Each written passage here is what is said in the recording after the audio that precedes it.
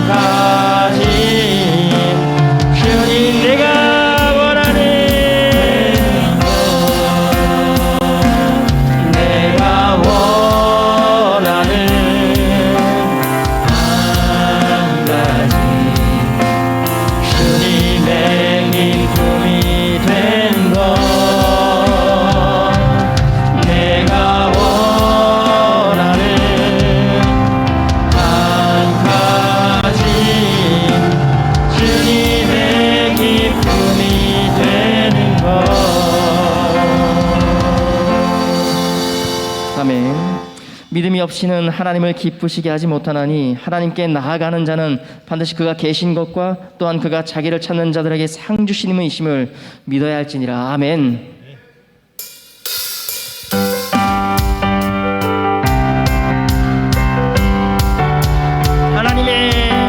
하나님의 나팔 소리 천지 진동을 내게 예수 영광 주의 구름 타시고 천사들을 세계 만국 모든 곳에 보내 구원 얻을 성도 나팔 불 때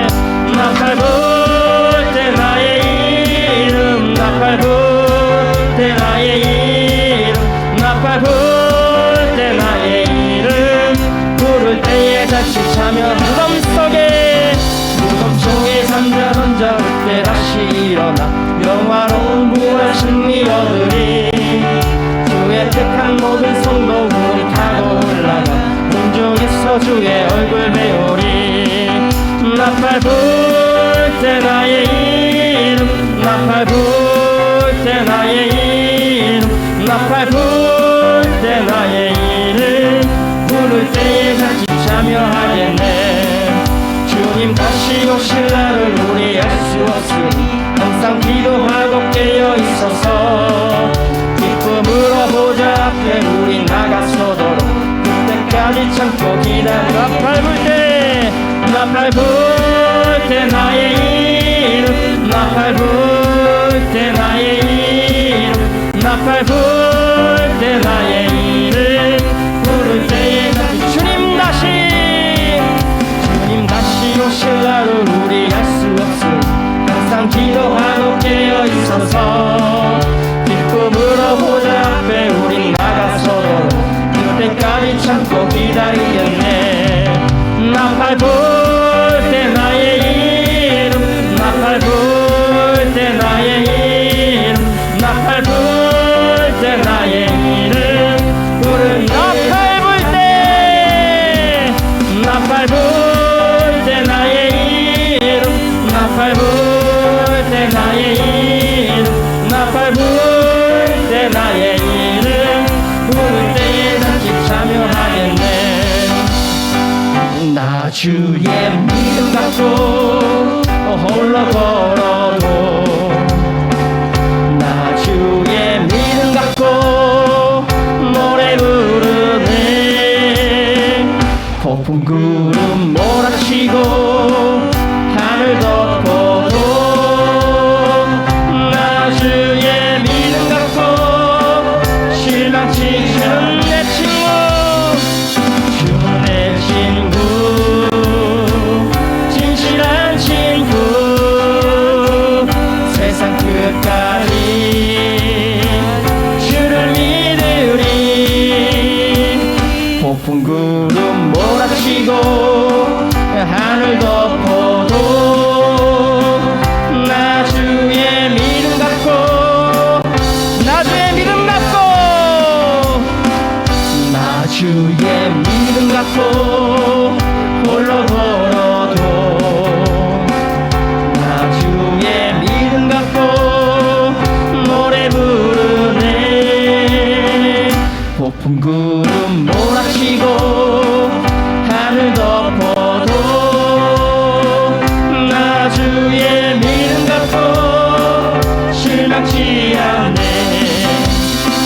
주는 내 친구 진실한 친구 세상 끝까지 주를 믿으리. 폭풍 구름 몰아치고 하늘 덮어도 나 주의 믿음 갖고 실망치 않네. 아멘.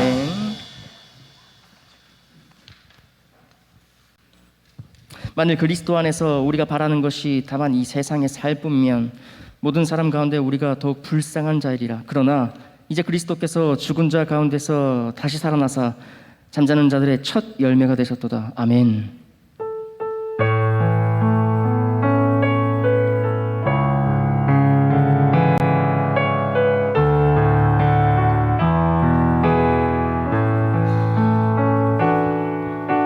주님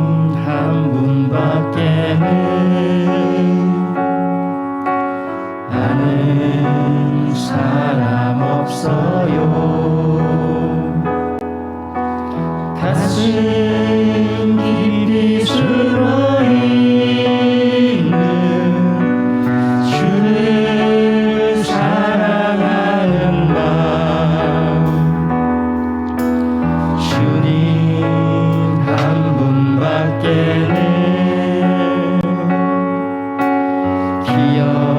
기억하지 못해요. 저는 주를 만난 그날 울며 고백하던 말, 나는 행복해요. 제 사랑 받았으니 아버지 품 안에서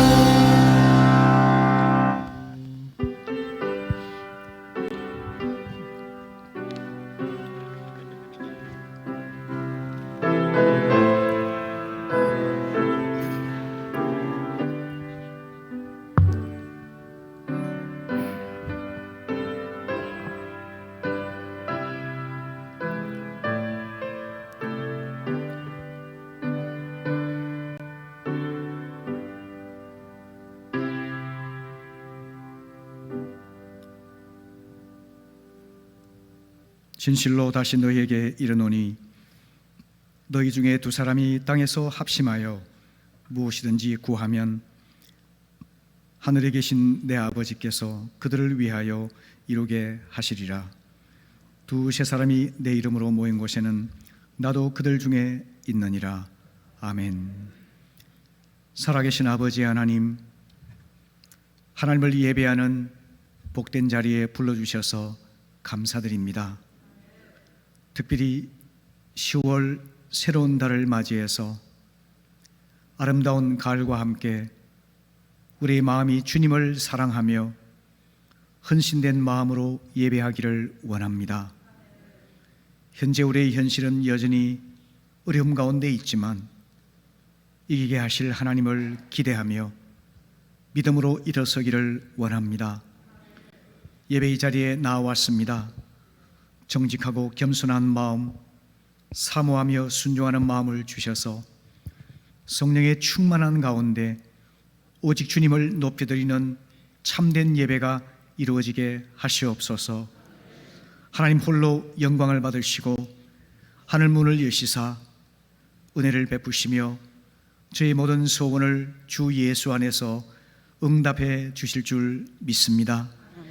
주님을 새롭게 경험하는 복된 시간 허락해 주실 줄 믿사오며 예수님의 이름으로 기도합니다. 아멘.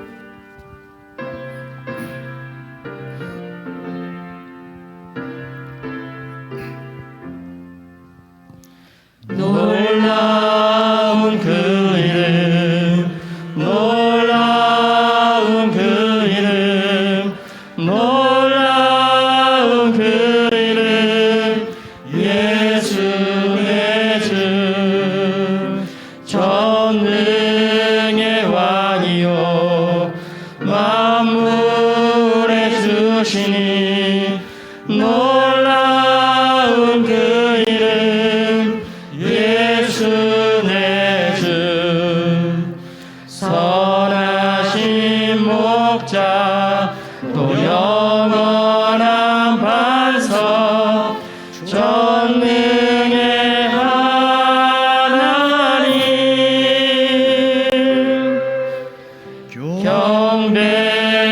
경배드리며 찬양 드리세. 놀라운 그 이름, 예수 내 주. 교동문 9번 시편 15편 말씀 교독하시겠습니다. 여호와여, 주의 장막에 머무를 자 누구 오며 주의 성산에 사는 자 누구 오니까. 정직하게 행하며 공의를 실천하며 그의 마음에 진실을 말하며 그의 혀로 남을 허물하지 아니하고 그의 이웃에게 악을 행하지 아니하며 그의 이웃을 비방하지 아니하며 그의 눈은 망령된 자를 멸시하며 여호와를 두려워하는 자들을 존대하며 그의 마음에 서원한 것은 해로울지라도 변하지 아니하며 이자를 받으려고 돈을 꾸어주지 아니하며 뇌물을 받고 무죄한 자를 해하지 아니하는 자이니 이런 일을 행하는 자는 영원히 흔들리지 아니하리다. 아멘. 아멘.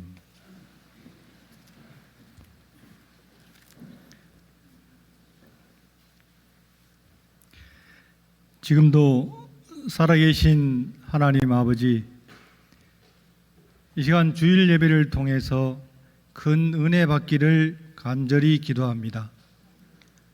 세상 근심과 염려를 십자가에다 내려놓게 하사 주님의 평안이 우리 심령 가운데 넘치게 하시고 눈과 귀를 열어주사 예배 가운데 주님의 영광을 바라볼 수 있게 하여 주시옵소서. 주님께서 사랑하시는 담임 목사님 영주권에 강건케 하시옵소서. 교회 성도님들 가정을 위해 기도할 때 늘 피곤치 않게 붙들어 주시고 영적으로 충만케 하시옵소서. 또한 세 분의 전사님들 목사님을 도와 맡은 사역 부서가 많은 결실을 맺게 하시고 차세대들이 교회의 미래 기둥으로 잘 성장할 수 있도록 인도하여 주시옵소서. 이 시간 땅끝까지 나가 복음 전파하고 있는 선교사 여러분들 위하여 기도하오니 코로나 전염병으로부터 보호하여 주시옵소서. 선교사들의 땀방울이 흘리는 곳마다 복음의 결실이 있게 하여 주시옵소서. 하나님 아버지, 이 나라가 진정으로 하나님의 나라가 되기를 원하고 기도하는 백성을 많이 세워 주시옵소서. 질병으로 고통받는 성도들 치유하여 주시고 물질과 일터와 진로의 어려움으로 힘들어하는 이들에게 통로를 열어 주시옵소서. 주님, 코로나 상황 가운데 평안과 담대함으로 모든 문제를 이겨내게 하여 주시고 사업장과 또한 직장과 가정을 주님께서 능력 주시오 하루빨리 재개할 수 있는 삶을 살 수 있도록 주님께서 함께하여 주시옵소서. 완전한 치료제가 하루빨리 개발되길 간절히 원하옵나이다. 주님, 모든 성도들의 삶이 믿음으로 성숙하게 하시고 열매 맺는 신앙으로 주님이 기뻐하시는 예배자의 삶이 되게 하시고 세상의 자랑과 허망한 욕심을 바라보지 않게 하시고 항상 기뻐하며 감사하는 복된 성도들이 되게 하여 주시옵소서. 울산 집내교회를 이곳에 세우게 하시고 복음을 전파할 사명을 감당하게 해주신 은혜에 감사를 드립니다. 교회를 통해서 이 지역이 복음화되게 하시고 구원의 빛이 되게 하셔서 믿음과 소망과 평안을 주는 교회가 되게 하여 주시옵소서. 하나님 아버지, 마음속에 담아두지도 생각하기도 싫은 육신의 질병과 마음의 고통으로 힘들어하는 주님이 사랑하시는 가정들 만져주시고 안수하여 주시고 안전뱅이가 일어선과 같이 장님이 눈을 뜬과 같이 모든 고통 속에서 해방되는 기쁨을 누리도록 우리 주님께서 깨끗하게 안수하여 주시고 치유하여 주시옵소서. 10월의 첫 주를 열어주셨습니다. 주어진 모든 계획들이 주님 은혜 안에 다 이루어지게 하옵소서. 오늘 목사님 단위에 세워주심을 감사드리며 준비한 말씀을 선포하실 때에 하나님의 능력과 감동으로 우리 모두 은혜 받는 시간 되게 하옵소서. 지금도 살아계셔서 모든 것을 주관하시는 거룩하신 예수님의 이름으로 기도드리옵나이다. 아멘.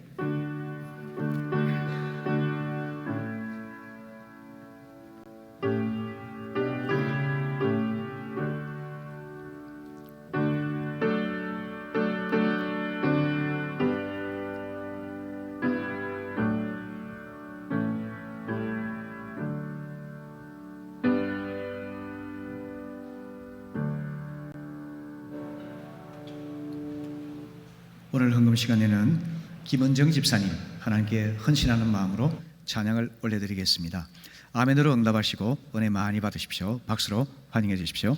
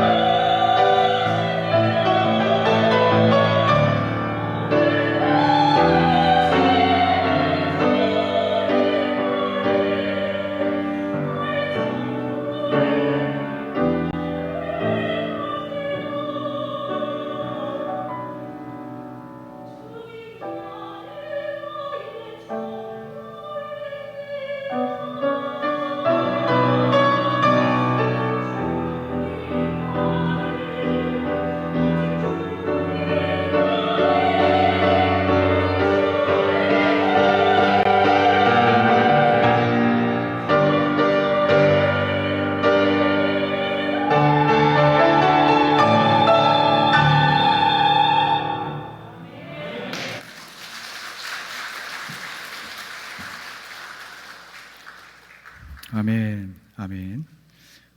드려진 예물을 위해서 우리 함께 기도하겠습니다.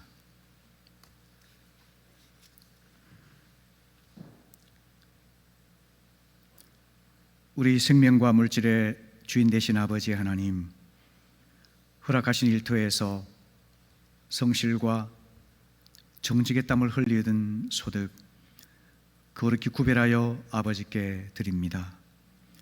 받으시고 복 주셔서 주님의 뜻을 이루며 주님 나라의 회복을 위하여 귀하게 사용해 주실 줄 믿고 감사를 드립니다. 예물 가는 곳마다 잃어버린 영혼이 구원받는 천국 잔치가 풍성하게 베풀어지기를 소원합니다. 가난하고 외롭고 병약한 이웃을 겸손히 섬기는 도구가 되기를 원합니다. 장차 이 나라와 교회를 이끌어갈 젊은 일꾼들 마음껏 후원할 수 있기를 원합니다. 이 땅의 연약한 교회들을 섬기고 교회들의 부흥을 위해서 드려지기를 원합니다.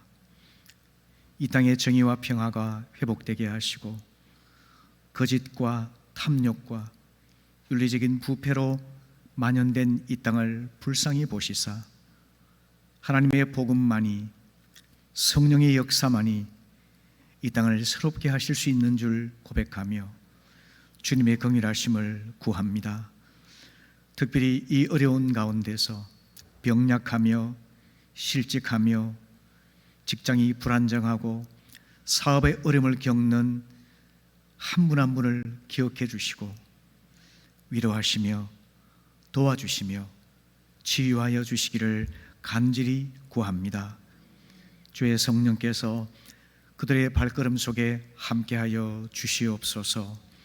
하나님, 이 나라의 소망이 오직 하나님께만 있는 줄로 고백합니다. 복음 통일이 이루어지게 하시고 고난받는 북한의 지하교회 성도들을 보호하시고 위로해 주시기를 원합니다.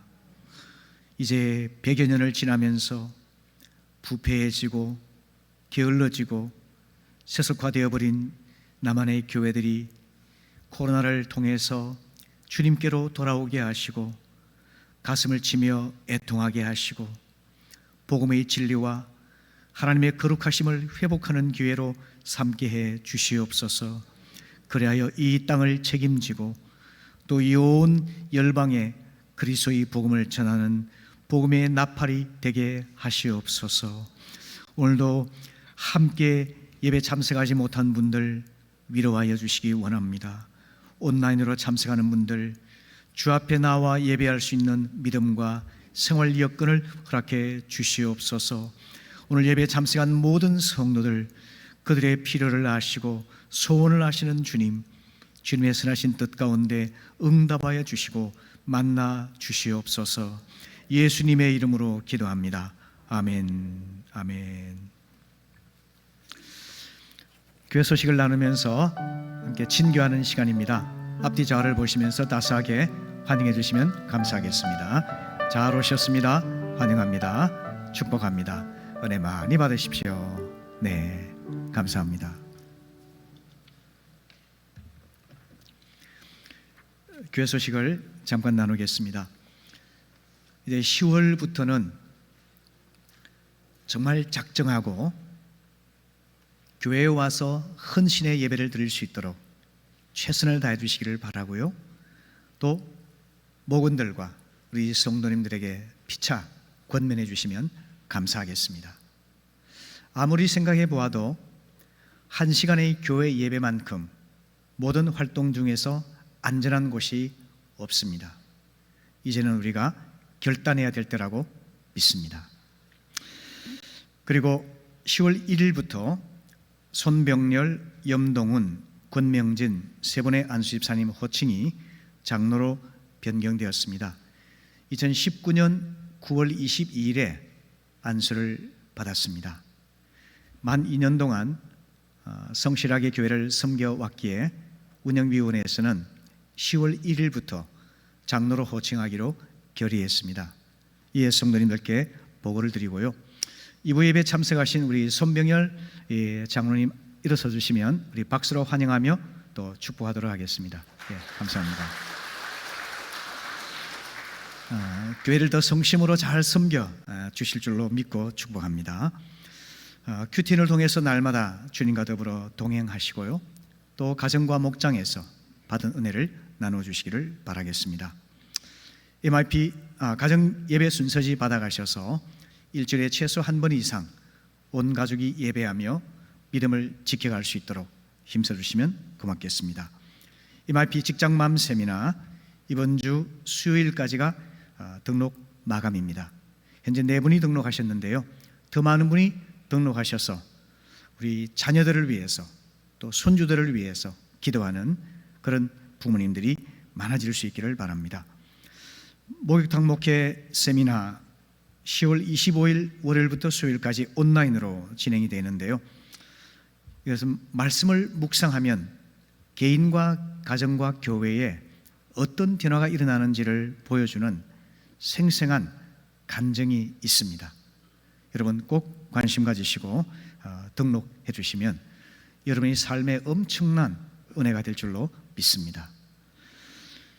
평신도 목자 세미나 10월 29일 금요일에서 31일 주일까지 열리고요, 신청 기간이 10월 9일부터 12일까지입니다.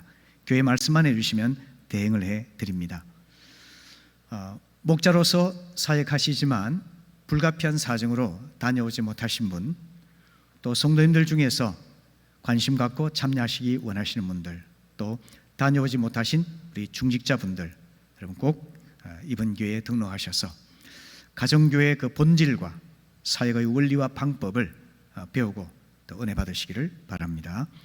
김신효 형제님이 옥동 아라점 이마트 24점을 개업을 했는데요, 이런 사업 분야에 굉장히 역량과 또 능력이 있는 형제입니다. 오늘 아마 개업 초기라서 예배를 못 온 것 같은데 온라인으로 예배를 드리고 있을 겁니다. 이런 축복해 주시고 또 기억날 때마다 기도해 주시면 감사하겠습니다. 우리 하나님 말씀 함께 나누겠습니다. 마태복음 18장 15절에서 20절입니다.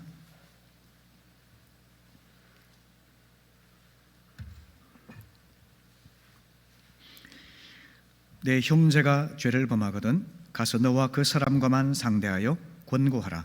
만일 들으면 내가 내 형제를 얻은 것이요, 만일 듣지 않거든 한두 사람을 데리고 가서 두세 중인의 입으로 말마다 확증하게 하라. 만일 그들의 말도 듣지 않거든 교회의 말하고 교회의 말도 듣지 않거든 이방인과 세리와 같이 여기라. 진실로 너희에게 이르노니 무엇이든지 너희가 땅에서 매면 하늘에서도 매일 것이요 무엇이든지 땅에서 풀면 하늘에서도 풀리리라. 진실로 다시 너희에게 이르노니 너희 중에 두 사람이 땅에서 합심하여 무엇이든지 구하면 하늘에 계신 내 아버지께서 그들을 위하여 이루게 하시리라. 두세 사람이 내 이름으로 모인 곳에는 나도 그들 중에 있느니라. 아멘. 아멘. 크리스찬 소설가인 고 이청준 선생의 벌레라고 하는 작품이 있는데요, 그 작품을 원작으로 해서 만들어진 영화가 2007년에 나온 밀양이라는 영화입니다. 이 영화는 교통사고로 남편을 사별한 신혜라고 하는 젊은 여성이 어린 아들과 함께 남편의 고향 밀양에 내려와서 정착하는 과정의 이야기입니다. 그녀는 피아노 학원을 차리고 살아가게 됩니다. 낯선 도시에서 정착해 갈 무렵에 신에게 예상치 못한 불행이 찾아옵니다. 그녀의 유일한 희망이었던 아들이 유괴를 당하고 아들을 구하기 위해서 얼마 안 되는 재산마저 유괴범에게 주었지만 아들은 시체로 발견됩니다. 범인은 아들이 다니던 웅변학원 원장이었습니다. 그는 검거되어서 복역을 하게 됩니다. 모든 것을 잃어버리고 절망에 빠져있던 신혜는 어느 날 약사인 집사님의 인도로 교회를 갑니다.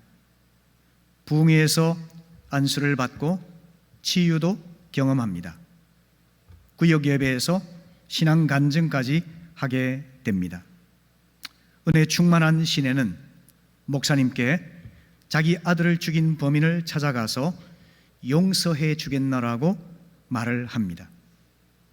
면회소의 창살 사이로 범인을 면회한 시내는 그의 근황을 묻습니다. 그는 교도소 안에서 신앙생활을 시작했고 세례를 받았다고 하면서 하나님의 은혜로 용서받아서 이제는 신의 씨를 위하여 기도하고 있다고 말을 합니다. 그 순간 시내는 큰 충격을 받고 정신적인 혼란에 빠집니다. 하나님은 어떻게 아들을 잃은 피해자인 내가 용서하기도 전에 살인범을 먼저 용서할 수 있단 말인가? 그리고 피해자인 내가 용서하기도 전에 당신은 어떻게 용서받았다고 말할 수가 있는가? 이런 생각을 하는 거죠. 그때부터 시내는 하나님과 교회에 대해서 적대감을 표하며 반항하기를 시작합니다. 영화 밀량은 하나님의 용서를 받는 것과 사람의 용서를 받는 것이 어떻게 연관되는지에 대해서 질문을 던집니다. 우리가 오늘 살피는 본문에서 땅에서 매면 하늘에서도 매일 것이요 땅에서 풀면 하늘에서도 풀릴 것이라 말씀을 하십니다. 인간관계의 회복이 하나님과의 관계 회복을 위한 선결 조건이라고 말씀하시는 거죠. 우리는 어떻게 하면은 공동체 안의 죄 문제를 올바로 처리해서 사람과의 관계를 회복하고 그럼으로써 하나님과의 관계를 정상화할 수가 있을까요? 오늘 본문은 공동체 안에서 죄 문제를 다룰 때 네 단계의 권고 과정을 거치라고 권면합니다. 그 첫 번째는 1:1 대면입니다. 15절 말씀 보시게 되면은 내 형제가 죄를 범하거든 가서 너와 그 사람과만 상대하여 권고하라. 만일 들으면 내가 내 형제를 얻은 것이라 말씀을 합니다.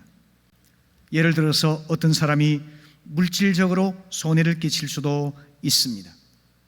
근거 없이 타인을 음해할 수도 있습니다.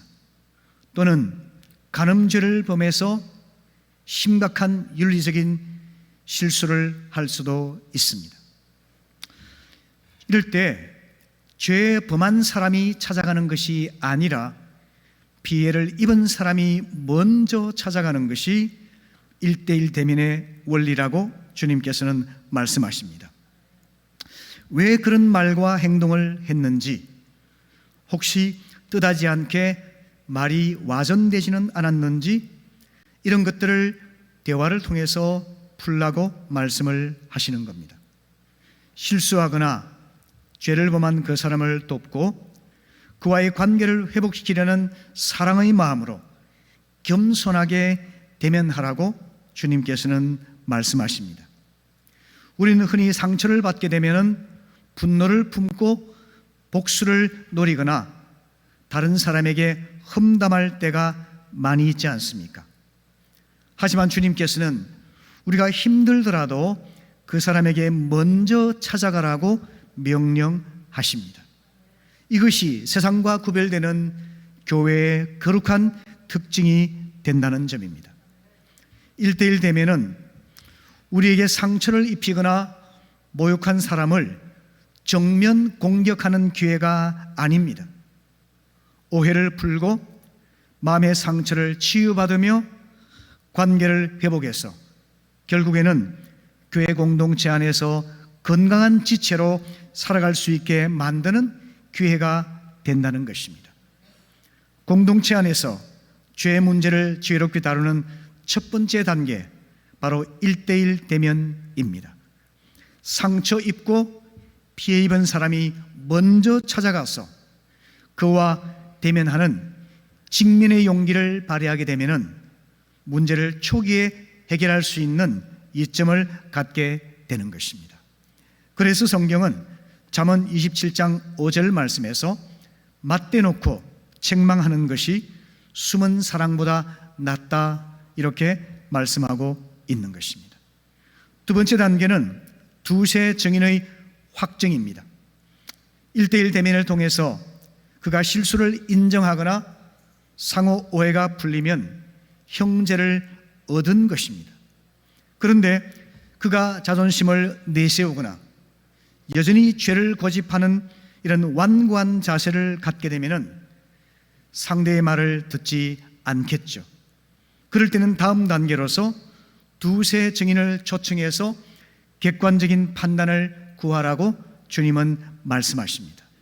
16절 말씀, 만일 듣지 않거든 한두 사람을 데리고 가서 두세 증인의 입으로 말마다 확증하게 하라 말씀을 하십니다.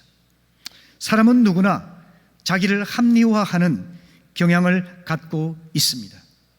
그래서 자칫하면 1대1 대면이 문제 해결은커녕 관계를 악화시킬 수도 있기 때문에 제3자의 도움이 필요하다고 주님은 말씀하십니다.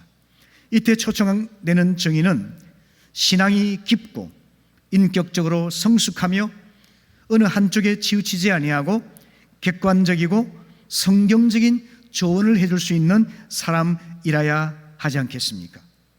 구약 성경은 한 사람의 죄를 확정하기 위해서는 증인의 객관적인 증언이 있어야만 한다고 말씀을 합니다. 신명기 19장 15절 말씀이죠. 같이 읽어보실까요? 시작. 사람의 모든 악에 관하여 또한 모든 죄에 관하여는 한 증인으로만 정할 것이 아니요 두 증인의 입으로 또는 세 증인의 입으로 그 사건을 확정할 것이며. 네, 이것이 성경적인 원리입니다. 1대1 대면에서부터 두세 증인의 증언으로까지 두 번째 단계로 나아가게 됩니다. 이렇게 해서 교회는 죄 문제를 조기에 처리하고 불필요한 나쁜 소문이 퍼져서 시험에 들지 않도록 예방할 수 있게 되는 것입니다. 세 번째는 교회의 권면입니다. 그가 객관적인 증인의 권면을 듣고서 회개하여 돌이키면 참으로 좋은 일이겠지요. 하지만 여전히 완고해서 잘못을 인정하지 않게 되면 이제는 교회에 알려서 교회의 권면을 받도록 하라 주님께서는 말씀하십니다. 17절 말씀, 만일 그들의 말도 듣지 않거든 교회에 말하라 이렇게 하신 거죠. 이때 그가 교회의 권면을 들으면 다행이지만 교회의 권면마저 듣기를 거부하면 교회는 징계 절차에 들어가라고 말씀을 하고 있습니다. 그래서 네 번째 단계가 교회의 징계인 것입니다. 17절 하반절 보면은 교회의 말도 듣지 않거든 이방인과 세리와 같이 여기라 말씀을 하십니다. 당시 이스라엘 사람들에게 있어서 이방인은 하나님의 은혜에서 배제된 사람으로 여겨졌습니다. 또한 세리는 민족 반역자로서 신앙 공동체 안에 들어올 수 없다고 배척되는 사람이었습니다. 그러므로 이방인과 세리처럼 여기라는 말은 교회의 권고를 듣지 않는 자를 공동체에서 추방하라는 말씀입니다. 그 추방의 목적은 죄가 오염되는 것을 막고 교회의 순수성을 보존하기 위해서 불가피한 조치였을 것입니다. 교회는 예수 그리스도를 머리로 고백하는 신앙 공동체입니다. 따라서 교회가 지닌 권위는 예수 그리스도의 권위인 것입니다. 그렇게 본다면 권위에 순종하지 않는 자는 공동체의 지체가 될 자격이 없는 것입니다. 비록 지체를 잘라내는 아픔을 겪는다 할지라도 이런 자들을 교회에서 추방함으로써 교회의 순수성과 거룩성을 지켜나가야 한다고 주님은 말씀하시는 겁니다. 이때 중요한 것은 교회가 신자를 추방하는 목적이 그를 정죄하고 심판하기 위해서가 아니라 회개하고 돌이키도록 하기 위해서라는 것입니다. 그래서 그와의 교제를 단절하는 추방은 일시적이고 그리고 회복될 때까지 기도하며 기다리는 것이어야 한다는 것입니다. 이 점에서 메시지 성경은 이 본 구절을 통찰력 있게 새로운 시각으로 번역해주고 있는데요, 교회의 말도 듣지 않거든 너는 처음부터 다시 시작해야 할 것이다. 그에게 회개의 필요성을 지적하고 하나님의 용서하시는 사랑을 다시 베풀어야 한다라고 말씀을 하고 있습니다. 이 말씀의 의미는 이방인과 세리처럼 여기고 완전히 배척한다는 의미가 아니고, 우리가 처음 복음을 전하여 구원받게 해야 될 이방인들처럼, 그리고 주님의 긍휼의 사랑을 입었던 세리처럼 우리가 새롭게 그들을 사랑하는 마음을 가져야만 한다, 이렇게 이야기하고 있는 거죠. 공동체 안에서 형제 자매의 죄 문제를 다룰 때 반드시 기억해야 될 사실은, 우리가 죄인을 고발하는 기소자의 자격이 없다는 사실입니다. 죄인을 처벌하는 십자군의 자격을 갖고 있는 것도 아니라는 것입니다. 우리는 그저 한 몸을 이루는 지체라는 사실을 인식하고 이 문제에 접근해야 한다는 것입니다. 우리 자신도 또한 사탄의 유혹에 빠져서 언제나 죄에 넘어질 수 있는 연약한 존재가 아닙니까? 죄를 범한 그 형제보다 더 큰 허물을 감추고 있는 자일 수도 있지 않습니까? 따라서 그의 신앙 회복을 돕고자 하는 긍휼의 마음을 가지고 다가갈 수 있어야만 함을 가르쳐주고 있는 것입니다.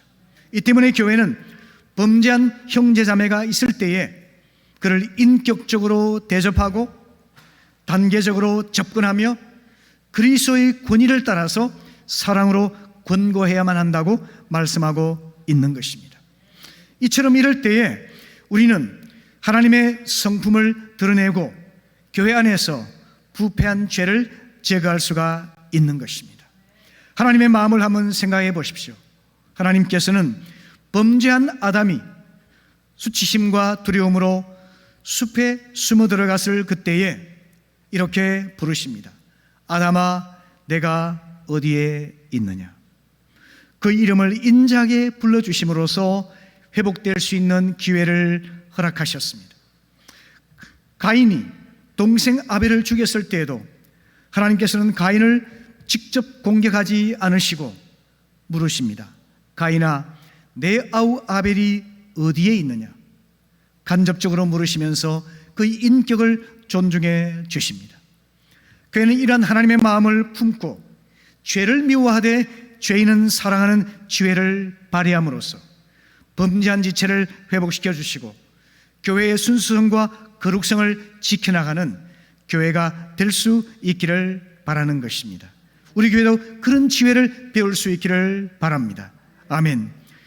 주님께서는 범죄한 지체를 회복시키기 위해서 4단계의 권고 원칙을 제시하신 다음에 교회 공동체에 영적 권위를 부여해 주시는데요, 그 첫 번째가 뭐냐면 교회에게 주신 권징의 권세입니다. 18절 말씀 보시게 되면은 진실로 너희에게 이르노니 무엇이든지 너희가 땅에서 매면 하늘에서도 매일 것이요 무엇이든지 땅에서 풀면 하늘에서도 풀리리라 말씀을 하십니다. 이 말은 교회에서 용서받으면 하나님께서도 용서해 주실 것이고 교회에서 추방된다면 하늘에서도 추방된다는 것을 뜻하는 말씀인 것입니다. 교회의 권위가 곧 하나님의 권위라는 말씀입니다. 주님께서는 베드로의 신앙 고백 직후에 교회에게 권위를 부여하셨지 않습니까? 우리 지난번에 살펴보았던 마태복음 16장 19절 말씀이죠. 같이 읽어보실까요?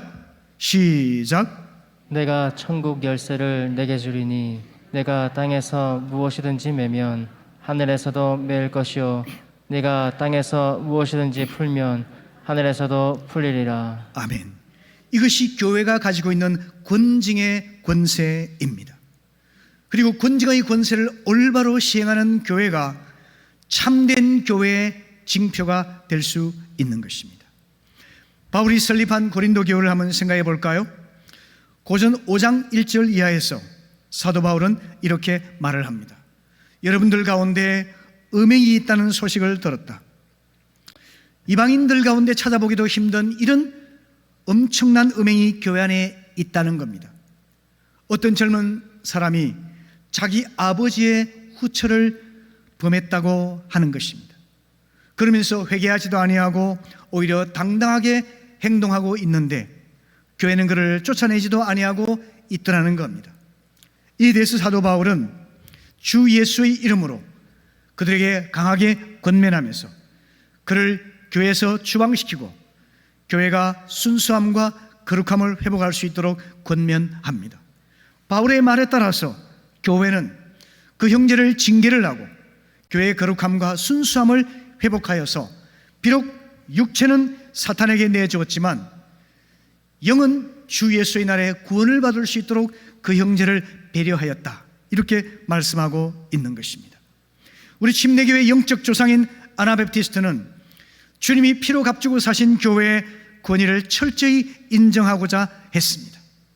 그래서 범죄한 형제가 예배 참석을 하지 못하게 하거나 성만찬에 참여하지 못하게 하는 징계를 받게 되면 그는 반발하거나 거부하지 아니하고 하나님의 징계인 것처럼 수용했습니다.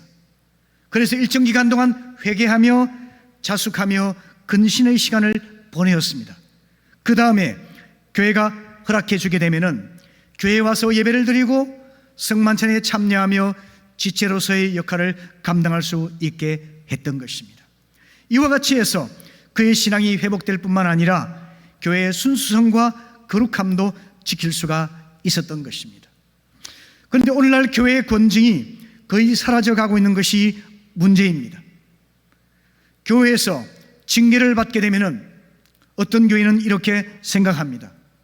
이 교회 아니면 다닐 교회가 없단 말인가 하면서 교회를 쉽게 옮겨갑니다. 회개하지도 않습니다. 아무런 가책도 없이 아무렇지 않게 살아가는 형편인 것입니다. 이 타락한 세상에서는 교회마저 상품처럼 취급되는 소비주의 현상이 득세하고 있는 것을 보게 됩니다. 이럴 경우에 교인은 복음에 합당하지 않은 위선적인 삶을 살아가고 교회는 복음의 진리와 그리스도 몸의 거룩성을 잃어가게 될 것입니다. 주님께서 부여하신 교회의 권위에 순복해서 교회의 순수성과 거룩성을 회복하는 것이 참된 교회를 갖고 가는 길임을 함께 배울 수 있기를 바랍니다. 아멘. 두 번째는 공동체에게 기도의 권세를 부여하셨습니다. 주님께서는 교회에 권징의 권세를 부여하셨을 뿐만 아니라 기도의 권세를 허락하셨습니다. 19절 말씀 같이 읽어보실까요? 시작. 진실로 다시 너희에게 이르노니 너희 중에 두 사람이 땅에서 합심하여 무엇이든지 구하면 하늘에 계신 내 아버지께서 그들을 위하여 이루게 하시리라. 아멘. 이 말씀은 소수의 사람이라 할지라도 그들이 진실된 마음과 전심으로 하나님께 구하게 되면 그들이 합심 기도가 엄청난 위력이 있음을 알려주는 약속입니다. 특별히 사도행전은 교회가 합심해서 기도할 때 어떤 놀라운 일이 일어날 수 있는지를 잘 보여줍니다. 사도행전 1장을 보시게 되면 주님의 제자들이 여성들과 주님의 어머니 마리아와 주님의 동생들과 더불어서 마음을 같이해서 기도에 힘썼더라 말씀을 합니다. 교회 지도자들이 먼저 앞장을 섰습니다. 성도들이 동참을 했습니다. 그들이 마음을 다해서 기도에 힘쓴 결과 성령이 충만하게 임하셔서 초대교회 부흥의 역사가 나타나게 된 것입니다. 초대교회는 한 마음 한 뜻으로 모여서 서로 재물을 아낌없이 나눕니다. 하나님을 찬양합니다. 기도하기를 힘씁니다. 그 결과로 박해를 받았음에도 불구하고 위축되지 않았습니다.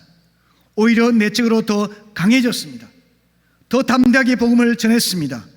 믿는 무리가 더 많아지게 되었습니다. 심지어 사도행전 12장 5절을 보시면은 베드로가 투옥되었고 교회는 그를 위해서 간절히 기도했습니다. 복음을 전하다가 옥에 갇힌 베드로를 위해서 교회는 한 마음이 되어서 하나님께 간절히 기도합니다. 그 결과로 베드로는 천사의 도움을 받아서 극적으로 감옥에서 벗어나게 되지 않습니까? 초대교회는 성령의 역사가 나타났습니다. 담대하게 복음을 전했습니다. 병든 자를 고치고 귀신을 추방해서 영혼구원의 역사가 강력히 일어났습니다. 그 결과가 이어져서 사도행전 21장 20절을 보시게 되면은 예루살렘 교회에 믿는 유대인들이 수만 명이나 모일 정도로 부흥이 일어났습니다. 이런 엄청난 부흥은 성도들이 한 마음 한 뜻이 되어서 합심하여 기도한 결과였던 것입니다. 성도 여러분, 히브리 10장 25절의 말씀 이렇게 권면합니다. 모이기를 피하는 어떤 사람들의 습관과 같이 하지 말고 오직 권하여 그날이 가까움을 볼수록 더욱 그리하자고 말입니다. 모이기를 힘씁시다. 의무감으로 하지 마시고 체면으로 하지 마시고 마음으로 하나 되어서 합심으로 기도하기를 힘쓸 때 하나님의 성령께서 역사하실 것입니다. 교회 지도자들이 앞장을 서십시오. 성도들이 동참하십시오. 한 마음으로 기도할 때 성령님의 부흥이 교회 가운데 다시 일어나게 될 줄로 믿습니다. 아멘. 마지막으로 주님께서는 화해된 공동체 속에 임재하셔서 기도의 권세를 발휘하게 하십니다. 20절 말씀 보시면은 두세 사람이 내 이름으로 모인 곳에는 나도 그들 중에 있다고 말씀하십니다. 19절에서 하셨던 말씀을 20절에서 다시 반복하신 이유가 무엇일까요? 곰곰이 생각해 보니까 깊은 의미가 있었습니다. 20절에서 말씀하는 두세 사람은 그냥 소수의 사람을 의미하는 것이 아니라 불화하였지만 이제 화해된 사람들을 뜻하는 것 같습니다. 본문 초두에서 언급되었던 사람들, 죄를 지어서 타인에게 상처를 주고 교회를 힘들게 할 수 있었던 그 사람들이 서로 화해되어서 하나가 된 그 공동체 속에 하나님께서 기도의 권세를 부여해 주신다는 그런 약속이라고 하는 겁니다. 성도 여러분, 죄로부터 회복되어서 화해된 공동체 속에 주님이 임재하십니다. 성령이 역사하십니다.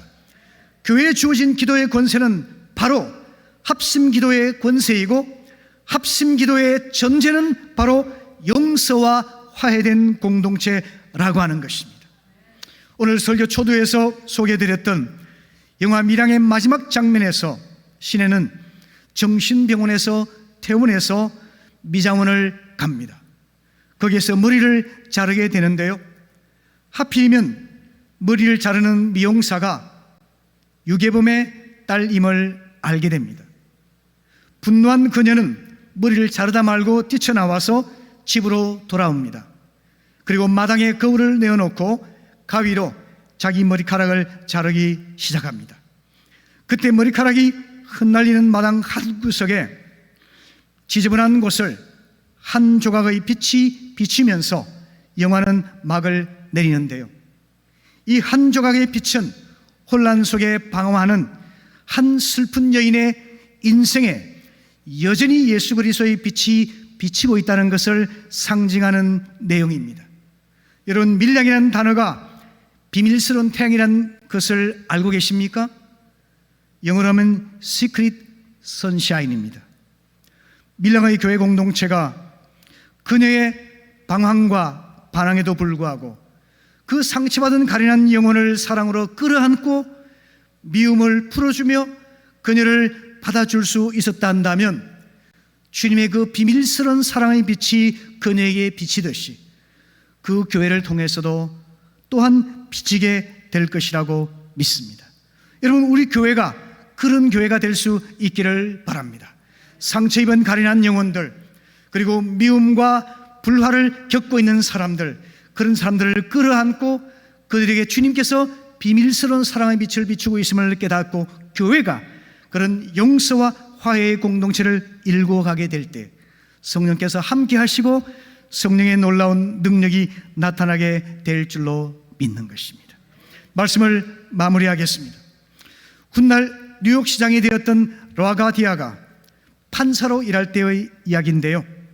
어느 날 빵을 훔치다가 잡혀온 노인이 있었습니다. 그 노인을 재판하는 중에 어째서 빵을 훔치게 되었느냐고 묻습니다. 노인은 울먹이며 대답을 합니다. 죄송합니다. 너무 배가 고파서 저도 모르게 그만 빵에 손이 갔습니다. 라고 대답을 합니다. 노인은 자기 잘못을 솔직히 시인하고 용서를 구합니다. 라과디아 판사는 판결을 내립니다. 벌금 10달러를 내도록 하십시오. 벌금형을 선고한 다음에 판사는 자기 지갑에서 10달러를 꺼냈습니다. 이번에 벌금 10달러는 제가 내겠습니다. 이 노인처럼 배가 고픈 사람이 뉴욕 거리를 헤매고 다니는 동안에 나는 좋은 음식을 배불리 먹고 살았습니다. 이 죄의 대가로 제가 벌금을 대신 내겠습니다. 그리고 혹시 이 자리에 나와 같은 죄인이 또 있다면 모자를 돌릴 테니까 함께 내어주시면 감사하겠습니다. 부탁을 합니다. 그럴 때 많은 분들이 십시일반으로 돈을 모아서 47불의 돈을 모아서 노인에게 드리게 되었습니다. 노인은 눈물을 흘리면서 재판정을 떠나가게 되었는데요. 이런 그의 업적이 쌓여서 그는 뉴욕시장이 됩니다. 뉴욕시는 그의 업적을 기념해서 뉴욕의 공항 하나를 라과디아 공항이라고 명명할 만큼 그는 존경을 받게 되었습니다. 성도 여러분, 새로운 한 주간, 새로운 한 달을 주님께서 열어주셨습니다. 서로 용서하고 서로 책임을 지며 상처받은 사람의 삶을 회복시켜주고 그리고 미워하고 불안한 사람을 화해시켜줌으로 인해서 우리 교회가 은혜가 넘치는 교회를 세워갈 수 있기를 바랍니다. 새로운 한 주간 주님께서 화해된 두세 사람의 공동체 속에 임재하시고 그들의 기도를 들으셔서 잃어버린 영혼을 구원하고 상처받은 영혼을 치유하고 억눌린 자를 자유하게 하고 하나님의 놀라운 복음의 소식이 증거되는 한 주간이 될 수 있기를 축복합니다. 아멘, 아멘. 기도하겠습니다. 아버지 하나님 감사합니다. 오늘 주의 말씀이 우리 마음을 촉촉히 적실 수 있기를 원합니다. 성령께서 굳은 마음을 부드럽게 하시고 다친 마음을 열어주시고 교만한 마음을 겸손하게 하셔서 하나님 말씀을 듣고 아멘으로 순종케 하시옵소서. 이 말씀에 찔림을 받아서 우리의 삶을 고치게 하시고 불안한 사람들이 화해하며 그리고 미워하던 자들이 사랑하게 되게 하시고 그리고 정죄하고 심판하던 자들이 책임을 지며 돌보는 삶의 변화가 있게 하여 주시옵소서. 그래서 교회가 하나님의 권위를 회복하고 교회를 통해서 하나님의 놀라운 구원의 소식이 널리 증거되게 해 주시옵소서. 예수님의 이름으로 기도합니다. 아멘, 아멘, 아멘. 우리 일어서셔서 함께 찬송하겠습니다. 이런 교회 되게 하소서. 오늘 하나님께서 우리에게 주신 말씀을 마음에 새기고 삶에 적용하기로 다짐을 하면서 우리 마음을 담아서 함께 찬송하겠습니다. 이런 교회 되게 하소서.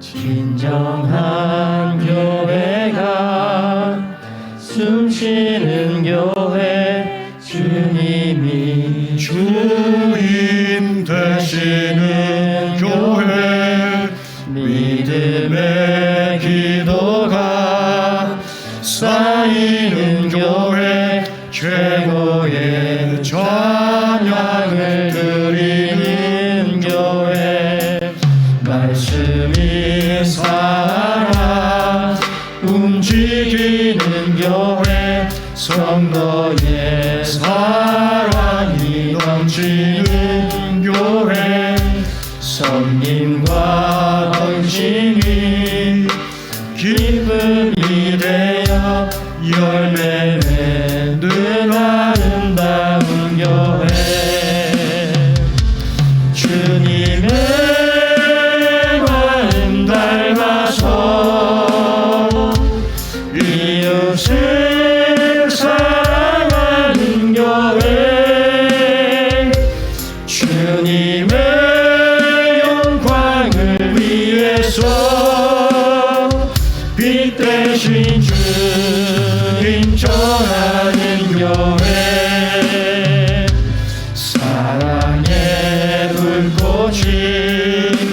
활짝 피어나 날마다 사랑에 빠지는 교회 주께서 사랑하는 우리 교회가 이런 교회 되게 하소서. 아멘. 아멘. 성도 여러분, 오늘 주님께서 우리 각자에게 주신 말씀을 기억하면서 주님, 우리 교회가 바로 예수님의 권세가 발휘되는 교회 되게 하여 주십시오. 권징이 성경적으로 회복되게 하시고 또한 기도의 권세가 회복되게 하시고 화해된 공동체 속에 주님의 은혜가 흘러넘치는 그런 교회가 되게 해 주십시오. 간절한 마음으로 기도하면서 새로운 한 주간, 예 주님, 제가 바로 그 교회의 한 지체로서 살아가기를 원합니다. 우리 함께 간절한 마음으로 주님 앞에 우리 마음을 담아서 기도하시겠습니다. 기도하십시다. 아버지 하나님, 감사합니다. 오늘 하나님께서 우리 각자에게 주신 말씀 우리 마음에 새기기를 원합니다. 그래서 한 귀로 듣고 흘러버리는 것이 아니라 머리 지식으로 받는 것이 아니라 마음으로 받기를 원합니다. 우리 삶에 옮겨서 적용하고 실천하기를 원합니다. 하나님 아버지, 우리 교회가 아버지 죄범하고 하나님 아버지 교회를 힘들게 하는 자들, 그를 1:1 대면하며 두세 사람의 증인으로 권면하게 하시고 교회가 사랑으로 권면하게 하시고 또 사랑으로 책망하게 하셔서 주님 하나님 영혼을 사랑하고 형제를 회복시키게 하시고 교회의 순수성과 거룩성을 회복할 수 있도록 하나님 아버지 도와주시옵소서. 아버지 하나님, 교회의 권징이 회복되기를 원합니다. 교회의 기도의 권세가 회복되기를 원합니다. 사랑으로 화해된 교회 가운데 성령이 임재하시고 그리스도의 구원의 빛이 비추게 하셔서 아버지 상처받은 자들, 그리고 하나님 눌린 자들, 그리고 병든 자들, 죄 가운데 있는 자들이 주 앞에 나와서 고침받고 회복되게 하시고 구원받고 새롭게 일어날 수 있도록 아버지 하나님 도와주시옵소서.